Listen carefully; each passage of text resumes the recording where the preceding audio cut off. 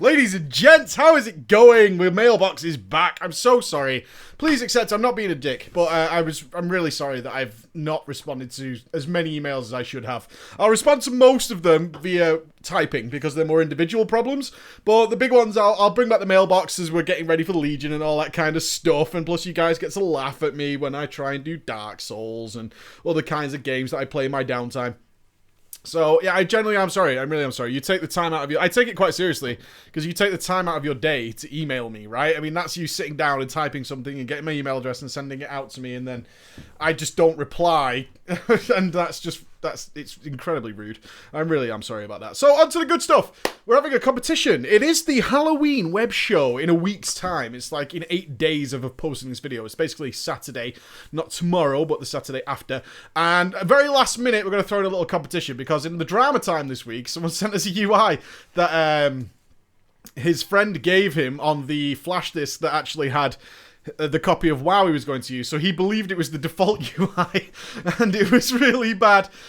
So in honor of that, and considering it's Halloween, we're going to have spoopy UI competition, which is essentially make the craziest, stupidest UI you can. It has to be practical, though. It has to be practical. You have to be able to play with it and just pop into an LFR or whatever it is and get a nice screenshot of it, and just send it to me at preachgaming@gmail.com. The link will be down below. It's preachgaming, one word, @gmail.com, and we'll have a little fun competition, because UIs are always really funny. I've already had some great submissions from those who watch Drama Time, so it's got to be practical. You can't just install every add-on under the sun and say, I'm done. It's got to be something that, like, what I'm really looking for in a great one is something that conceivably somebody actually plays with, and it's just hilariously bad. Like, obscenely bad. So have some fun with it. Be creative. It's Halloween. It's a bit of a giggle. We'll get me and Ghosty looking at them. So, yeah, please do. Please do. So let's get the first questions out of the way. Preacher, where are the guides, dude? Where are the guides? I've ignored it for so long because I wasn't sure how to tackle the subject, honestly. It's no secret. I kind of talked about it mid-WOD, is that WOD was a nightmare for anybody who's producing guides, written or otherwise, and certainly video content, which tends to try and last the test of time. That's how I make money on guides, right? It's not the initial views like normal videos, because most of the time you're not playing that class. So they only really attribute to a very niche audience of people playing that class. That's why channels that focus like specifically on one class tend not to be very popular.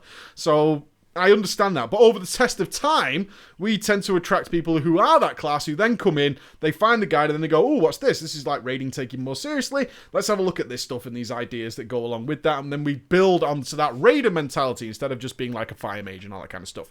But WOD was a nightmare. They couldn't balance anything, really. If you played one spec throughout the whole of WOD, then maybe you haven't thought it's too bad. But as somebody who covers every single spec in the game, of which there are a lot, and there are about to be more with the Demon Hunter, them changing something of each spec pretty much every week up until they were still changing after Heroic Archimonde died, Archimonde.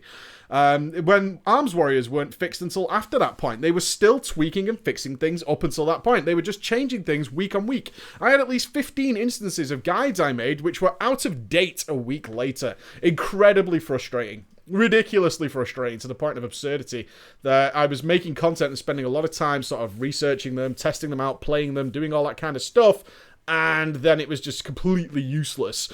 I recall the sub-road guide that I released on the day I was raiding, where a big part of that was how to gather all your combo points before you started the raid, before you started the boss pull with Fan of Knives and getting people to heal you and all that kind of stuff, and they nerfed it that raid that evening. I was like, wow, I just released this, and they fixed it during the raid. I thought I was bugged. I reloaded like 5 times. So they altered and changed things constantly with each and every spec. Ugh. Such a drag. Not only that, I lost my passion for guides a little bit. Because I've done hundreds of them. And in cases where the specs didn't change a lot, so we can look towards like 6.1 or even, let's say 5.2. Let's go back that far. And 5.3 rolled around and people were like, Preacher, what's the guide for 5.3? And it's understandable people are asking that question. And my answer is, it's the same as it was in 5.2. Nothing changed at all. But people weren't happy with that en masse. You know, more than a few people weren't happy with that. And therefore, I had to sort of redo that guide in order to appease it, because people were then searching out the 5.3 guides, which meant nobody looks for the 5.2 guides.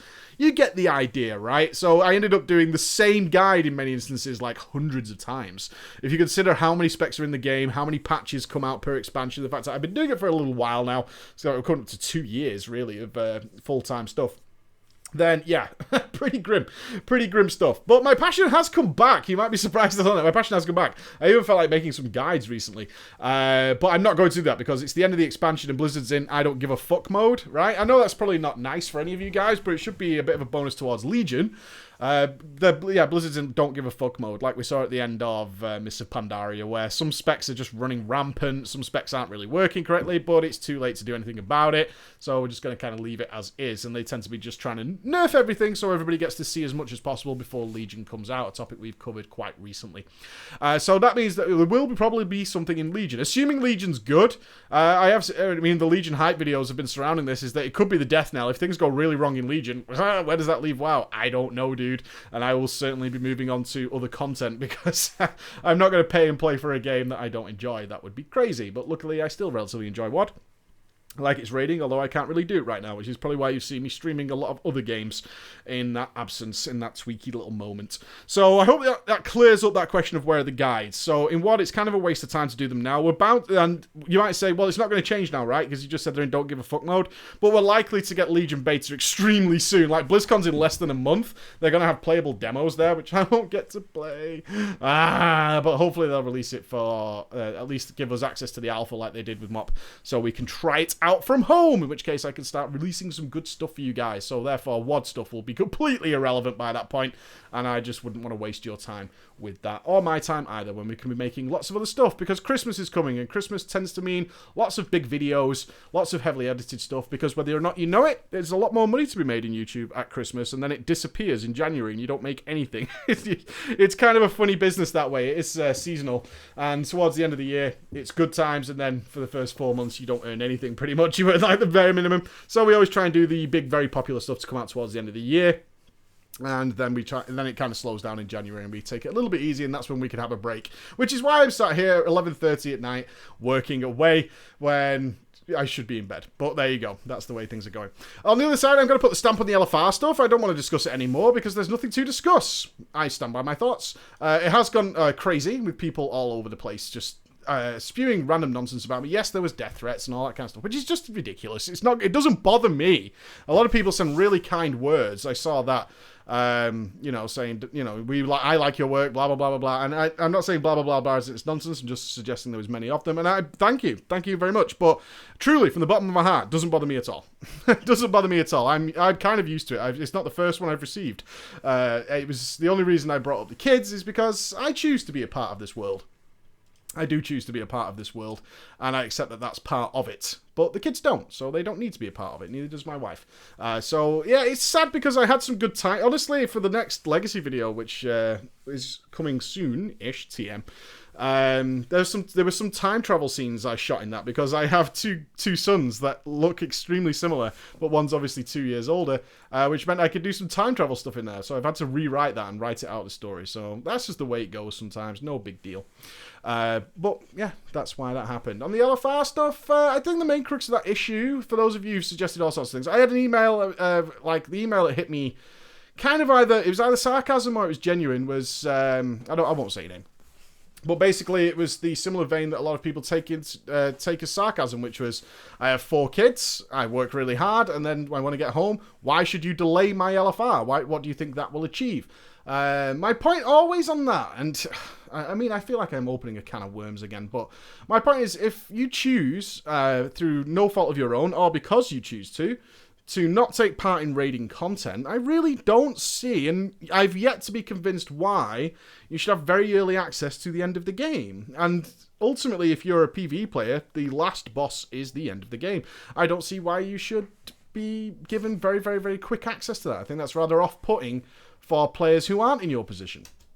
If you can't raid for whatever reason, and that happens, then that's a very niche section of the gaming community, right? You can't get a couple of hours at a weekend to even go on a flex normal or anything like that. No one's talking about everybody being mythic, but to have the option, like Stark Industries, the guild that I'm a part of, they run weekend teams every Friday and Saturday to just go into flex. It's like, if you want to come, come. If you don't want to come, don't. It's no big deal. No one's asking any more of your time than that. If you have to leave early, you can fucking leave early. Why? It's flex. It doesn't matter. And there are plenty of guilds doing the same thing. So I don't get why you need the absolute easiest option to see the very end game if it's not a part of the game that you can or are willing to take part in. right? That just seems logical to me. And yeah, that might sound elitist. I hope it doesn't, because I think it makes sense that if you choose not to take part in a certain game, like I see plenty of, let me put it in context of a different way, is I see plenty of people saying I hate raiding and I can't stand it, I don't want to be a part of it. Yeah, I absolutely will not wait for the next tier of raiding to get into LFR. And I have to ask, well, that's a little bit hypocritical, don't you think? This is a part of the game that you absolutely hate. But the idea of not being able to access it very, very quickly is disappointing to you, which seems kind of backwards in my eyes. But again, if I'm willing to have my mind changed on that, absolutely have my mind changed on that. But a few of the faults in a lot of the things that I've seen on the feedback have, one, this ridiculous notion of LFR people. There seems to be a lot of the arguments for and against are based on the idea that there's this mystical sect of the community called LFR people. And I can only assume that people who go into LFR, like I was in LFR like 3 times today to film the healing video, are those people going in and assume that everybody else in there is this LFR people who are having the time of their lives and they're accessing content and getting stuff? Why would you believe that? Why would you believe that this community exists? There are people in there for all different kinds of reasons. People are in there to collect tomes before the raid. Some people might be testing weapons. There are an endless number of reasons why people are in there. So to lump everybody as LFR people, whatever the fuck that is supposed to mean, it's the most stupid thing I've ever heard in my life. Is a really faulty basis for any argument, and a lot of them just fall apart at that point because you're assuming that everybody in the LFR is doing that, and that's just crazy. That's just absolutely crazy. But having said that, if people are in there who choose, if you choose to do LFR, I don't give a shit. Why the fuck would I care? Why would I care if you know that there's something better out there? Yeah, raiding gives you this rewards, and this can happen, and blah, blah, blah, blah, blah, and maybe you're jaded about that. Maybe you had a bad experience, and you choose to experience your content that way. Cool. I don't fucking care. Why does anybody care? I don't get it. I will never get it. And I know people argue with me to the ends of the earth, but I just don't fucking get it. I don't get it. If you have an anger towards people who choose to play the game on its easiest setting, why? Why? But then again, if I stream a game and don't put it on mega hard mode, then, you know, I see plenty of people come into my stream saying you're a pussy. So yeah, that mentality does exist. Oh, you're playing it on easy mode? You're just a piece of shit. It's like, why? I don't want to raid for whatever reason. You know what I mean? I don't want to raid, and that's my choice. Whatever. I think the ultimate conclusion to that is we'll never win that argument. Right? You're never gonna win that argument. So why fucking bother? It's not to say I will be not making any content regarding the LFR in the future. There are changes coming. I'll be making content on it. It's not going to put me off that people get really pissed off about it. No. Not going to do that. Not going to do that at all. I will not be put off by the perpetually angry and baseless stuff. I won't do it. All right, guys, thank you so much for listening. I hope that's answered 2 of the biggest questions that I get emailed about, and we'll get more into the in-depth stuff as the week goes on. All right, guys, thank you so much for listening. Have a great day. Have a great weekend. Please have a good weekend. Do something cool. I'll see you later. Bye-bye.